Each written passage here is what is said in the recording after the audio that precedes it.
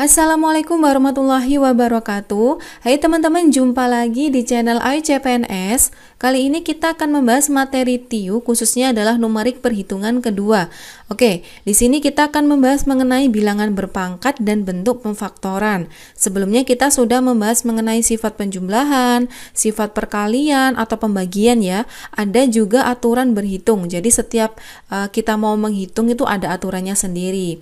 Kali ini kita akan membahas mengenai atau kita akan belajar mengenai bilangan berpangkat dan bentuk pemfaktoran. Oke, langsung aja ya ke materinya. Nah, materi pertama di sini ya, bilangan berpangkat. Oke, teman-teman harus tahu dulu, misalkan ada dua bilangan, ini namanya bilangan pokok teman-teman ya. Kalau bilangan pokoknya ini sama, kemudian bilangan berpangkatnya ini berbeda, maka pangkatnya kita jumlahkan. Contohnya 3 pangkat 3 dikali dengan 3 pangkat 2, hasilnya adalah 3 pangkat 5. Dari mana? 3 ditambah 2, tinggal kita jumlahkan aja. Kemudian yang kedua, di sini ada A pangkat M dibagi dengan A pangkat N. Kalau bilangan pokoknya di sini sama, jika pembagian maka kita kurangi aja. Contohnya, A pangkat 5 dibagi dengan A pangkat 2. Hasilnya berapa? A pangkat 3 dong, karena 5 dikurangi 2 itu adalah 3. Ini kalau bilangan pokoknya sama teman-teman ya. Kemudian yang ketiga, di sini ada bilangan berpangkat kemudian dipangkatkan lagi. Nah, pangkatnya di sini kita kali, bukan kita jumlah. Beda nih ya bentuknya ya. Bentuk nomor 1 sama bentuk nomor 3 ini sudah beda.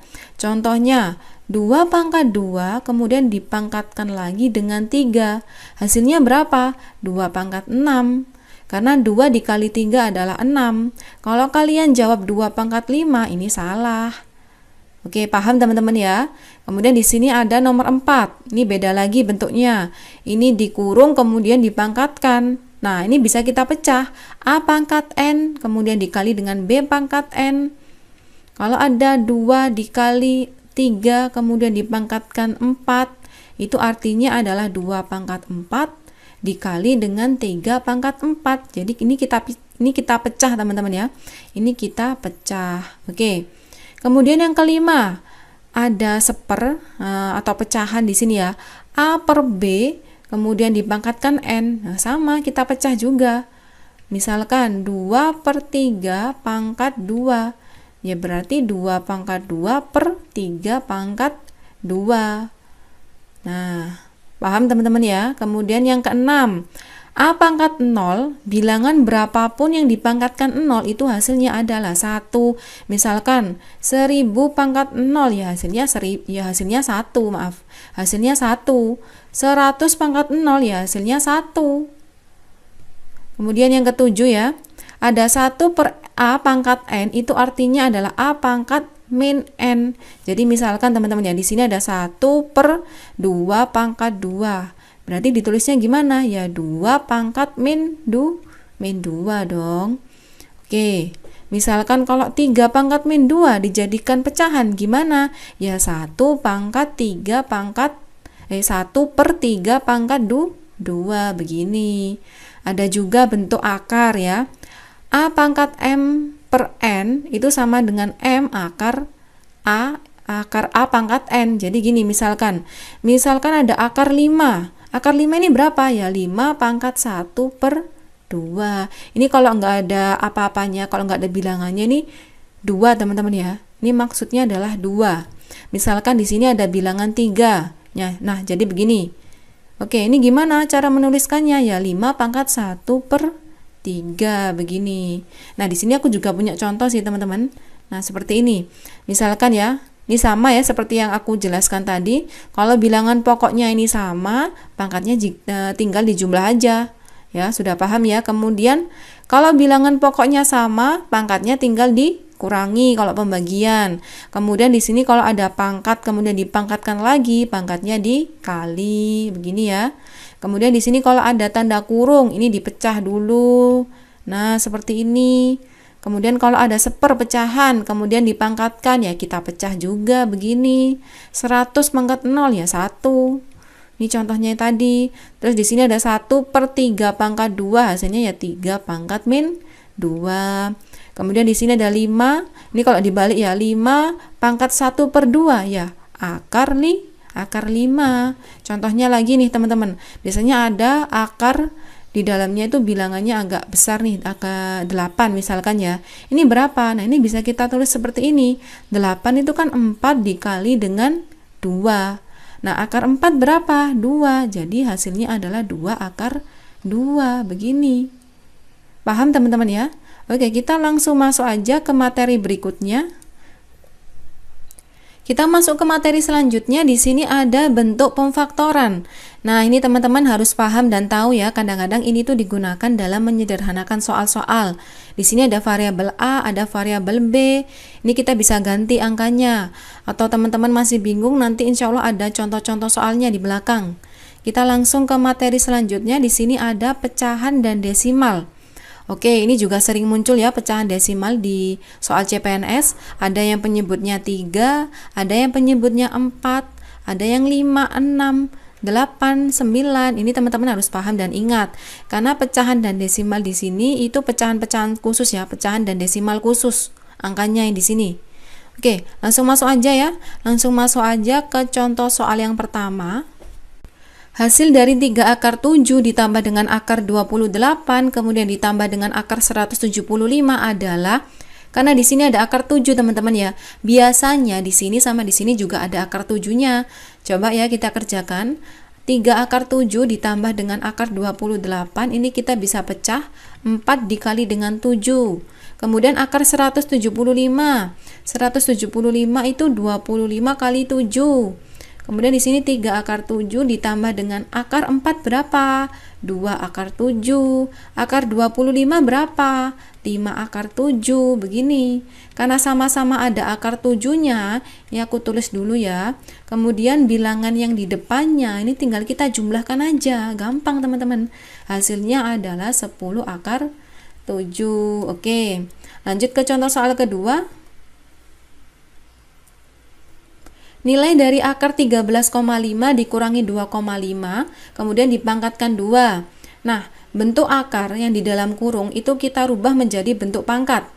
13,5 dikurangi 2,5 berapa? 11. Dipangkatkan berapa? 1/2. Kemudian dipangkatkan lagi dengan 2. Ingat ya tadi, bilangan berpangkat, kemudian dipangkatkan lagi, maka pangkatnya dikali. Ini kita bisa coret begini.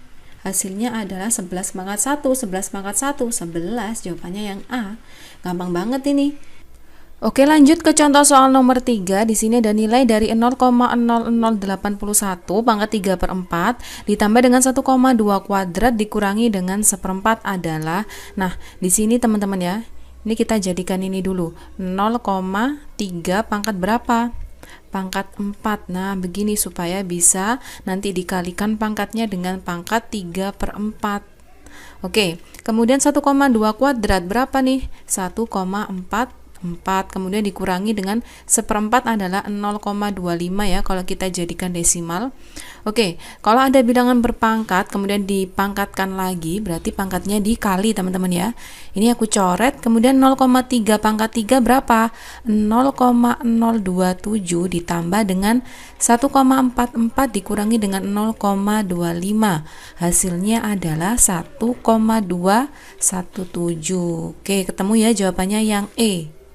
Kita masuk ke contoh soal yang keempat ya. Di sini ada bentuk akar kemudian dibagi dengan bentuk akar. Oke, aku tulis dulu bentuk akarnya. Di sini ada 0,64. Kita bisa menuliskan 64 dikali dengan 10 pangkat min 2. Dari mana? 0,64 kan 64 per 100 teman-teman ya. Atau kita bisa menuliskan 64 per 10 pangkat 2. Ingat yang tadi, kalau ada pangkat di bawah, itu kita bisa rubah menjadi pangkat di atas, tapi negatif ya. Jadinya 64 dikali dengan 10 pangkat min 2. Nah ini, pangkatnya kita rubah menjadi bentuk negatif. Kemudian dikali dengan, atau kita bisa lihat dari sini teman-teman. Di belakang koma ada berapa angka? Ada 2 angka, berarti min 2. Di belakang koma ada berapa angka? Ada 3 angka, berarti 25 dikali dengan 10 pangkat min 3. Kemudian dikali lagi dengan 9 dikali dengan 10 pangkat min 4. Nah, begini. Kemudian yang bawah 0,81 kali 10 pangkat min 2 dikali dengan 36 kali 10 pangkat min 3, kemudian 4 dikali dengan 10 pangkat min 4. Karena pangkat yang atas sama pangkat yang bawah ini sama teman-teman ya, langsung aja kita sederhanakan begini, kita coret. Nah begini, aku tulis lagi ya, 64 dikali 25 dikali 9 dibagi dengan 81 dikali 36 dikali dengan 4. Nah ini teman-teman ya, bentuk akar seperti ini itu artinya sama kayak gini teman-teman. Akar 64 kalau sendiri-sendiri ya, akar 64 dikali dengan akar 25 dikali dengan akar 9 dibagi dengan akar 81, akar 36, akar 4 begini. Ini artinya ini sama teman-teman. Akar 64 berapa? 8. Kemudian akar 25, 5. Kemudian akar 9, 3. Nah, begini. Akar 81 berapa? 9. Akar 36, 6. Akar 4, 2. Ini kita bisa sederhanakan 4. Ini kita bisa coret 2. Kemudian di sini juga 2. 10. 10 per 9. Ini jawabannya. Jawabannya yang mana? Yang C.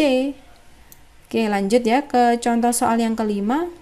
Oke, di sini ada penjumlahan, ada perkalian, pengurangan, dan pembagian. Yang mana yang didahulukan? Jelas perkalian, kemudian pembagian.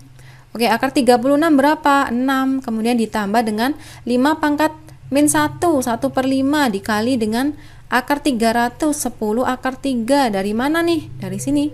100, ini kan akar 100 kali 3. Hasilnya adalah 10 akar 3. Kemudian dikurangi dengan 1 per 6 dibagi dengan 6 pangkat min 2, 1 per 6 pangkat 2 begini. Kemudian 6 ditambah dengan, nah ini kita bisa sederhanakan 2 ya, 2 akar 3. Kemudian dikurangi dengan 1 per 6 kita kali dengan 36 per 1. Ini kita balik teman-teman ya, 6 pangkat 2 kan 36, langsung aku. Oke, di sini kita bisa sederhanakan 6 ditambah dengan 2 akar 3 kemudian dikurangi dengan 6, ini habis. Jawabannya adalah 2 akar 3, jawabannya yang D. Oke, kita masuk ke contoh soal yang terakhir. Di sini ada nilai X yaitu 3 pangkat 7 dikali 3 pangkat 4 dikali dengan 3 pangkat 5 kemudian dipangkatkan lagi dengan 4. Dan di sini ada nilai dari Y. Oke, kita cari dulu ya nilai X. Karena bilangan pokoknya sama, maka dari itu pangkatnya langsung kita jumlah. 3 pangkat berapa? 7 tambah 4 tambah 5, 16 ya. 16, kemudian dipangkatkan dengan, benar ya, 16 ya. Kemudian dipangkatkan dengan 1 per 4. Kalau ada bilangan berpangkat kemudian dipangkatkan lagi, maka akarnya kita kali. Hasilnya adalah 3 pangkat 4. Nah, begini. Nilai dari X adalah 3 pangkat 4. Atau kita bisa menuliskan seperti ini, teman-teman. 3 pangkat 4 itu 81. Kemudian nilai dari Y. Y di sini akar 81. Akar 81 berapa? 9. Dari kelima pilihan jawaban di sini yang benar yang mana? Yang A. Kenapa? Karena X di sini adalah 81. 81 di sini sama dengan nilai Y kuadrat. Y kuadrat berarti 9 kuadrat. 9 kuadrat kan 81, teman-teman ya. Ini sama nilainya. Berarti jawaban yang benar adalah yang A. Oke, sudah selesai sampai sini teman-teman ya. Nah, contoh soal yang aku perlihatkan ini tadi masih yang mudah teman-teman. Mungkin kalian bisa cari sendiri soal yang lain. Kalian latihan-latihan sendiri. Kalau TIU itu harus sering latihan teman-teman ya. Harus sering latihan, harus sering praktek. Masalah kecepatan nanti mengikuti dengan sendirinya. Oke, sekian materi dari aku. Semoga bermanfaat. Wassalamualaikum warahmatullahi wabarakatuh.